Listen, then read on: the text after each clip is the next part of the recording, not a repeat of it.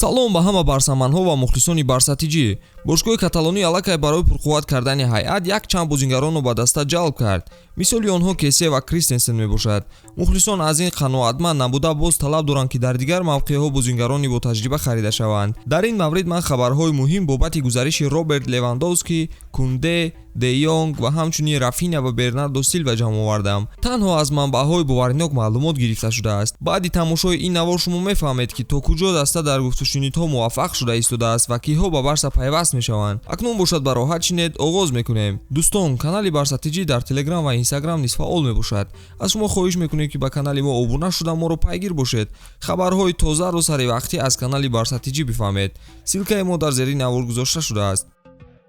Сарпарасти навори мазкур ширкати 1x ба шумор меравад.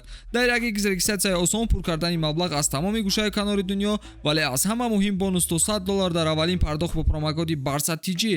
Силкаи зарурӣ дар комментария. Ба ҳама муваффақият. Аз Кунде оғоз мекунем.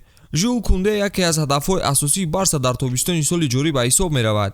Чӣ сабаб шудааст ки ба бозии ӯ дигарон мароғ зоҳир кардаанд? Ҷиҳати мусбати Кунде ин бозӣ бо пас мебошад. Ба ҳисоби миёна 71 пас дар як бозӣ бо дақиқияти 89% дорад.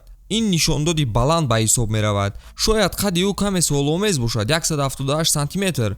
Бо ин қад ба дарвозаҳои футболи амрикоӣ ҳам гол мезанад. То куҷо гузариши ӯ ба Барса наздик аст? Талабгори асосии Кунде Челси буд, дастае ки дар бозори трансферӣ фаъол нест ва 4 ҳимоятгарашро аз даст додааст. Ба иттилои Фабрицио Романо, Челси ҳоло Кулибалиро савдо дорад ва ба дигарон аҳамият намедиҳад. Хулоса Кунде худаш ба Барса омадан мехоҳад. Севиля нархи ӯро 65 миллион евро гуфта истодааст. Барселона бошад оромона футболбозро бо дастааш қапида истодааст ки то фаъолсозии мавҷи дуюми молиявӣ сабр кунанд. Агар то он касе маблағи мехостагии Севиляро пешниҳод накунад, бозингар ба Барса меравад. Дар ин маврид ҳам Фабрицио мегӯяд ки муносибати агенти Жюл бо бошгоҳ хуб аст ва барои гузариш корҳои лозимаро карда истодааст. Ба ҳамин хотир 70% гуфта метавонем ки Кунде ба ҳайати дастаи каталонӣ шомил мешавад.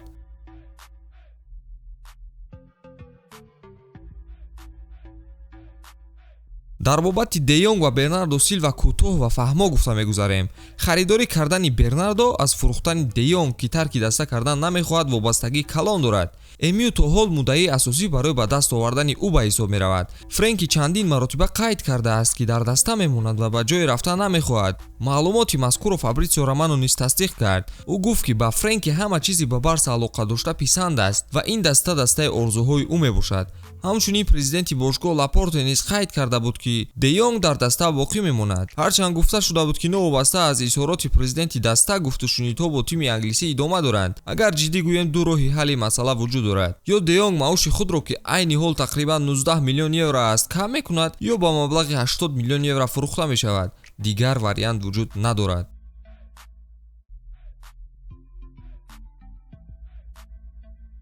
аз Рафиня гуфтан даҳони бисёриҳо пашм баровард ба қабле. интизориҳо ба охир расид. ӯ футболбози Барселона шуд. ҳарду ҷониб шартҳои худро ба пуррагӣ дида баромаданд. тибқи маълумотҳо нархи гузариш ба 75 миллион евро расидааст. пештар Барса 60 миллион пешниҳод карда буд, вале аз ҷониби Лидс рад карда шуд. Фабрицио Романо тасдиқ кардааст ки Рафиня соатҳои наздик дар Барселона хоҳад шуд ва ҳуҷҷатҳояш низ барои бо даста ба Амрико сафар кардан омода аст. дар назди аэропорт мошини ширкати шареки бошгоҳ Купре мунтазираш аст. Here we go. ҳамаи мухлисони дастаро бо гузариши деринтизор табрик мекунем. дар Ла Лига кори Рафиня омад мекарда бошад? чӣ фикр доред? ку дар комментария андешаҳоятонро нависед. аз ҳама хабари муҳим барои мо ин дар бораи Левандовски мебошад. гуфтушунидҳо байни Барселона ва Бавария гӯё болои самбақа ҳаракат мекард. Барса аввал 35 миллион пешниҳод кард, вале ҷавоби рад гирифт. 40 миллион гуфт, вале боз ҷавоби манфӣ гирифт. 40 миллион бо 10 миллион бонус ҳам аз ҷониби Бавария қабул нашуд. тамринҳои пеш аз мавсимии Бавария оғоз шуд, вале Левандовски он қадар майл ба он надорад. тибқи хабарҳои расонаҳо бошгоҳи Мюнхенӣ акнун омода шудааст ки футболбозро бо маблағи 50 миллион евро фурӯшад. аксари мухлисони олмонӣ бошанд аллакай фикр мекунанд ки Левандовски дастаро тарк кардааст. ҳатто зани Роберт дар Испания қарор дошта ба саҳифаи Барса обуна шудааст. шумо дар канали мо обуна шудаед? лайк ва комментарияро фаромӯш накунед. Фабрицио Романо қайд кардааст ки Барселона ба маблағи 50 миллион евро пешниҳоди нав кардааст ва рӯзҳои наздик мо хабари гузариши Робертро расман мефаҳмем.